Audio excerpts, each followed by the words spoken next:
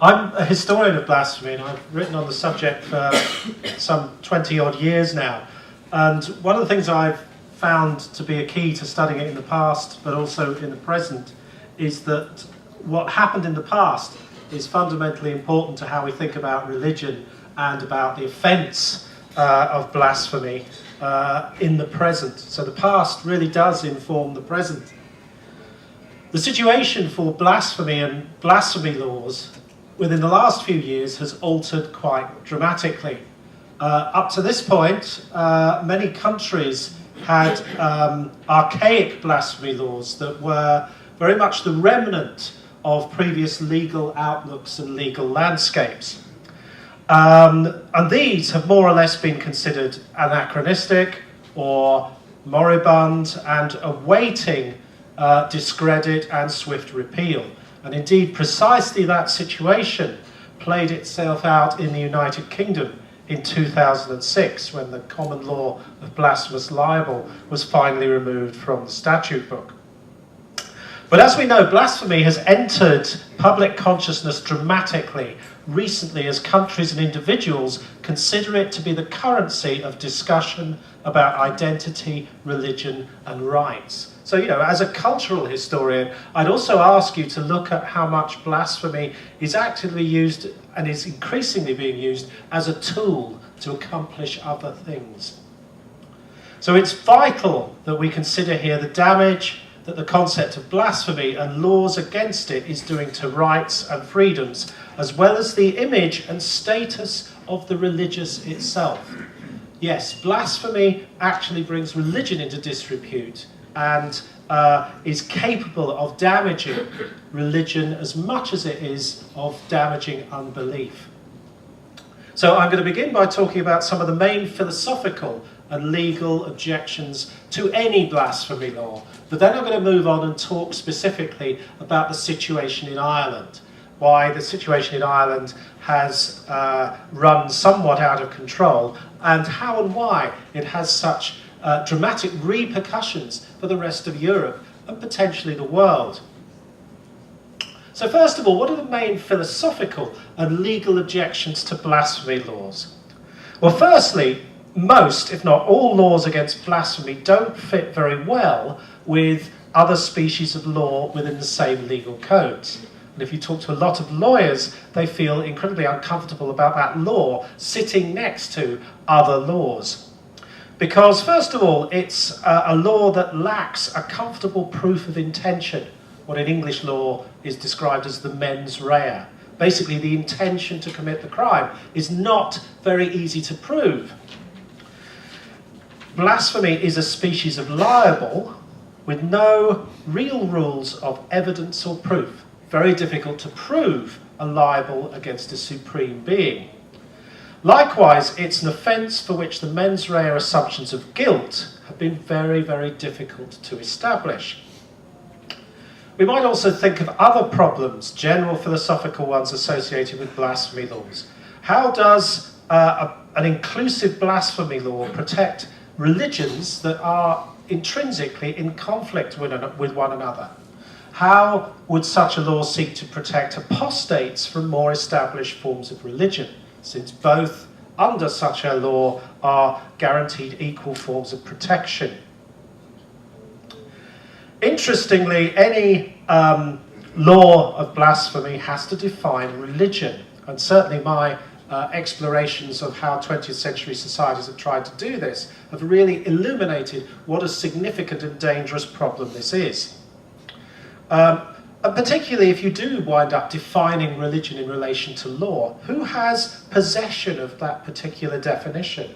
And how often should that definition be reviewed when other religious groups claim to first of all be religious and then to claim protection under such a law? It's also not inconceivable that an extended blasphemy law potentially enshrines religious protection for the act of blasphemy itself, and does not protect society from its ramifications. It's been very interesting to see how some white supremacist groups are capable of translating their language into a religious idiom, and thereafter are capable of seeking protection under a blasphemy law. And such defences are easily harnessed by unsavoury and objectionable religious and political views to enjoy the oxygen of publicity which would otherwise be denied to them. So there's a host of philosophical reasons why blasphemy laws don't work and have very strong problems in relation to the legal codes which are asked to manage them. But let's move now to talk specifically about the situation in Ireland. As I said, some European countries still have archaic blasphemy laws, such as Norway, Austria, Belgium, and Finland, but Ireland is the only European country to pass a new blasphemy law in the 21st century. So we're going to focus on how this is an example of mixing theological ideas with modern law, and how this corrupts democratic ideals and infringes on human rights. The law of blasphemy in Ireland had, as judged by a range of commentators, ceased to be viable until 2006. But without warning, the government, in the shape of the Minister of Justice, Dermot Ahern, inserted a series of provisions, Articles 36 and 37, into the 2009 Defamation Act.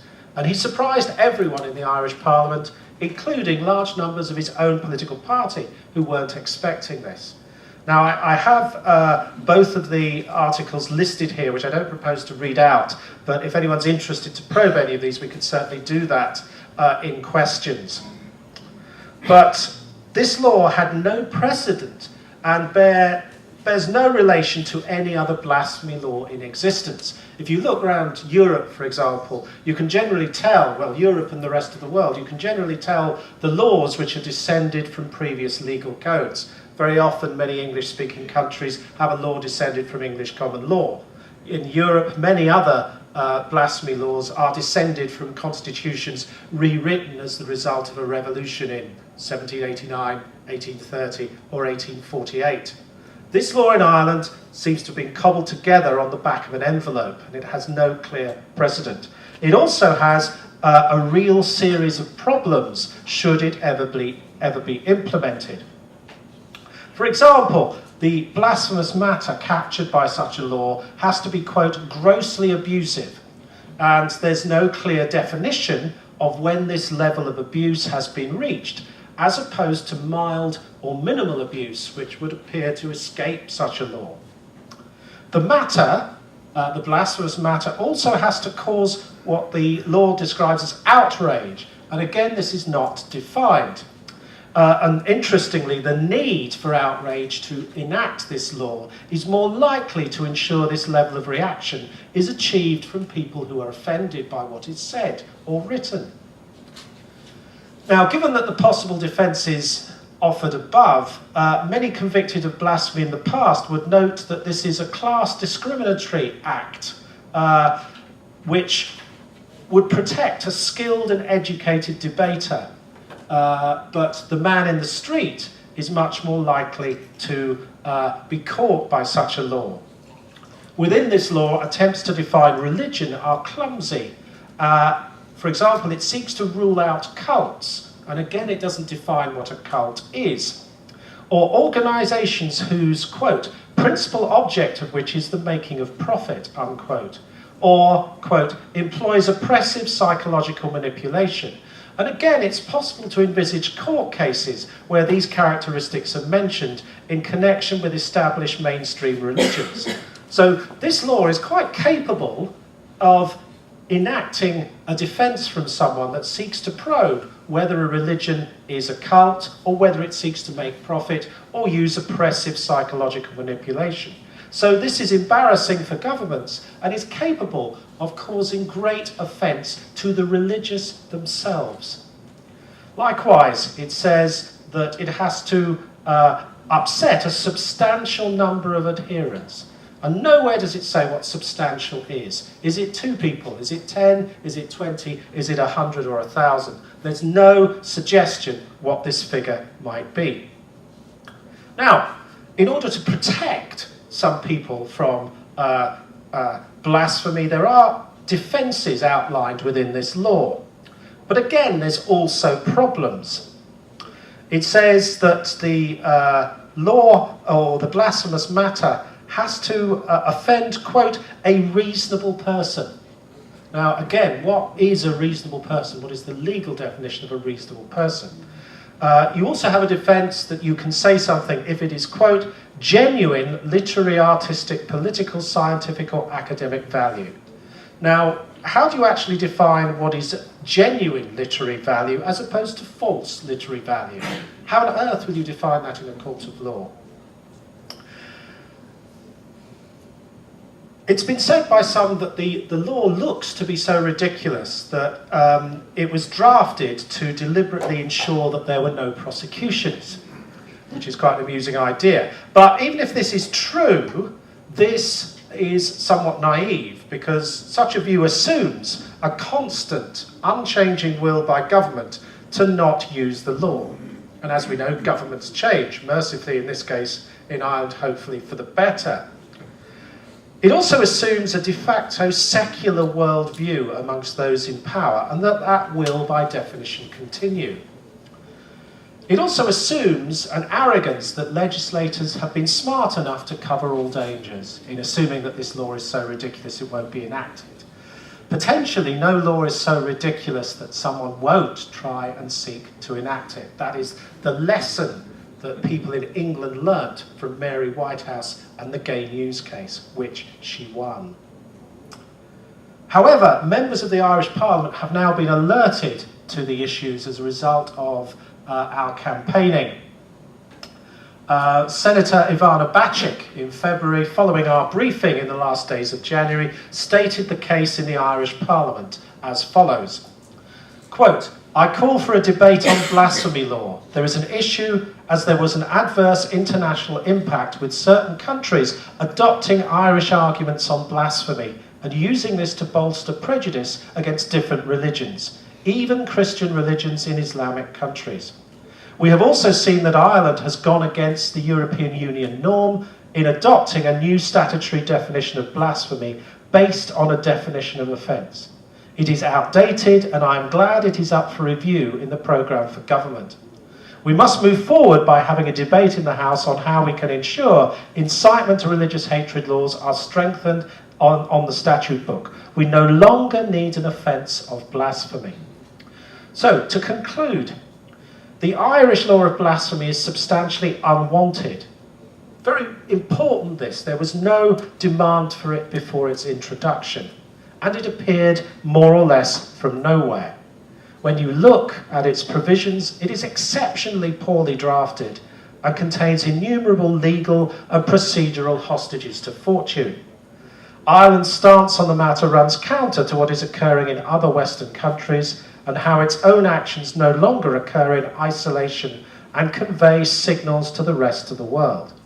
Indeed, at the United Nations, Pakistan, for example, has already cited part of the wording of the Irish blasphemy law when proposing a resolution on defamation of religion. And while the new Irish government says it is opposed to the blasphemy law, it has so far delayed taking action on it by including it on the agenda of a constitutional convention that will still deliberate for a year or more from now. So, almost dead blasphemy laws simply sitting on statute books are capable of being harnessed and used from scratch. But much worse than this, new laws create a culture of viability for such laws that transgress principles of law, as most legal systems understand them. They are founded on unsatisfactory conceptions of offence and offensiveness, unsatisfactory conceptions of culpability, of proof, of guilt, and of punishment. And as such, they are unrelated to other crimes and empower certain groups against others. This all distorts modern societies and their conceptions of justice.